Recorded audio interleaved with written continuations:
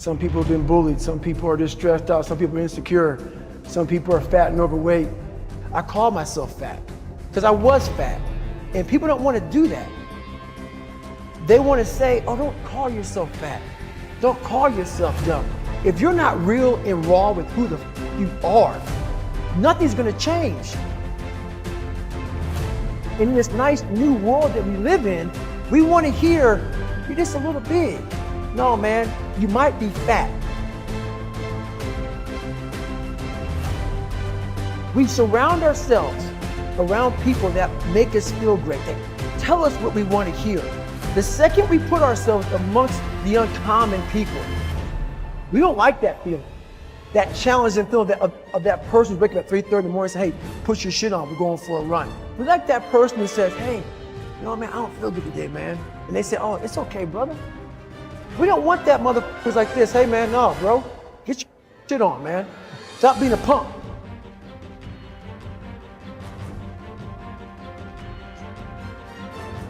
This is all about the quitting mind. So what's the quitting mind? So let's say it's day one of a job interview. We all know what it feels like. You have your clothes laid out. You got your food ready to go in the morning. You've been preparing for weeks and weeks and weeks. You show up and you bring your best self. You get the job. Merry Christmas. All right. After a couple months, you start showing up to work a little later. You don't look as good. Your clothes aren't laid out. Your breakfast isn't ready. Your mind's getting softer. We do that everything in life. When New Year's coming up, guess what? Don't have a quitting mind. Repetition every day. Stay hard. I believe that most human beings are only living at about 40% of their capability. The mind has a governor, like a car. If you're driving a car and the car has a governor on it, the car may say 130 miles an hour, but the governor's set for 91. The car wants to go. The car wants to go, but that factory said, we're not going past 91. We have a factory, a nice governor in our brain, and it's a survival mechanism. It protects us from pain and suffering.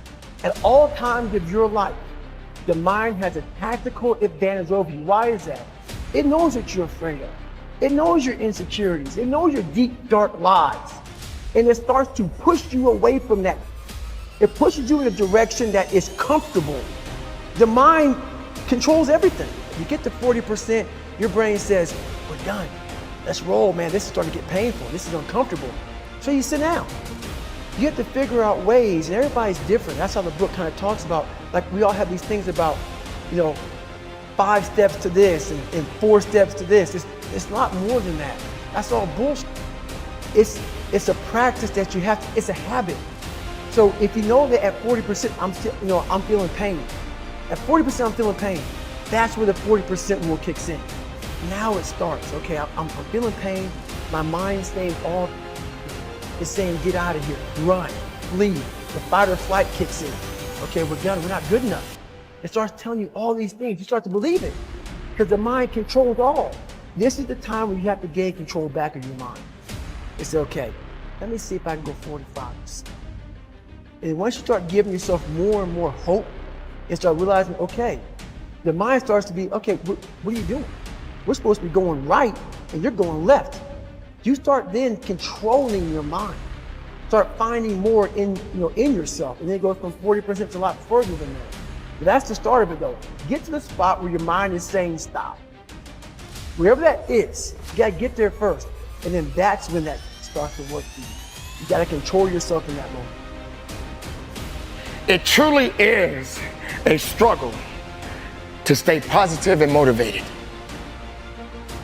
Sometimes, like most people, I want to throw in the towel and just give up. Sometimes it just feels like there's just no use. There's just too much ground to cover.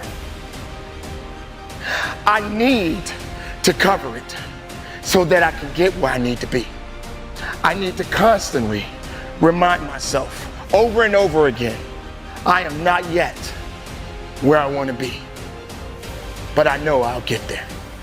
I am not where I want to be, but I am so grateful I am not where I used to be. I am talking to those people that are just about to give up, that are just about to lose all hope. I am here, ladies and gentlemen, to cheer you on, to let you know that you, my friends, are going to get there. You are going to get that promotion. You are going to complete that marathon, and you are going to run for your life. Whatever you are working towards, you are going to get there. But you got to get crystal clear what it is you want, what it is that you are seeking for, what it is you truly want. You must know. You got to know that you're going to get there. But most importantly, ladies and gentlemen, work like hell. Crack the ground and keep moving.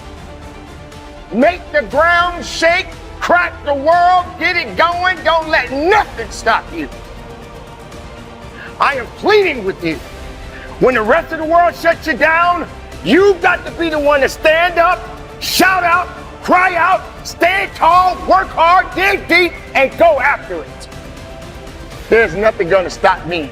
If you didn't make me, you can't break me. If you didn't make the sun come up, you can't stop me. If you didn't make the moon shine at night, you can't stop me. My purpose, my will, my dedication, my motivation is all about doing the business, because guess what, ladies and gentlemen? That's what I'm about. I'm about that business. I'm about that life.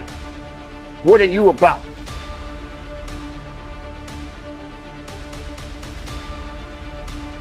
I need to constantly remind myself I'm not yet where I want to be, but I know I'll get there.